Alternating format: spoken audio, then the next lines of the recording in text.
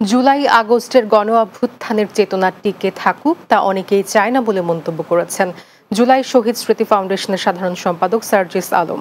আর জাতীয় বিশ্ববিদ্যালয়ের vice chancellor বলেছেন, শিক্ষা প্রতিষ্ঠানে বর্তমান অস্থিরতার পেছনে জুলাই আগস্টের পরাজিত শক্তির ইন্ধন রয়েছে। মঙ্গলবার সকালে রাজধানীর আন্তর্জাতিক মাতৃভাষা ইনস্টিটিউটে ২৬ শহীদ পরিবারকে আর্থিক সহযোগিতা প্রদান অনুষ্ঠানে তারা এসব কথা বলেন। আরিফুল ইসলামের রিপোর্টে বিস্তারিত।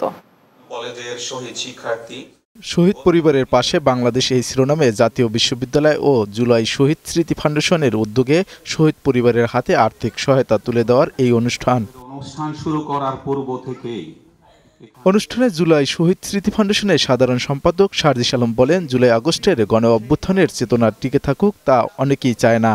আমরা আমাদের শহীদ পরিবারের আমাদের আহত যোদ্ধাদের ফাইল নিয়ে যখন সচিবালয়ে যাই, তখনও এক টেবিল থেকে আরেক টেবিলে ফাইলটি যাওয়ার জন্য আমাদের টেবিলের সামনে দাঁড়াতে হয়। এখনো এমন অনেক রয়েছে এই পুরো রাষ্ট্র কাঠামোতে যারা চায় না এই অভ্যুত্থানটি টিকে থাকুক। অনুষ্ঠানে প্রধান অতিথির বক্তব্যে জাতীয় বিশ্ববিদ্যালয়ের ভাইস চ্যান্সেলর অধ্যাপক ডক্টর ASM আমানুল্লাহ বলেন, জুলাই আগস্টের পরাজিত শক্তিরা এখনও শিক্ষা প্রতিষ্ঠানের অস্থিরতা ইন্ধন দিচ্ছে। যারা আত্মত্যাগ করেছে তাদেরকে স্মরণে রাখার জন্য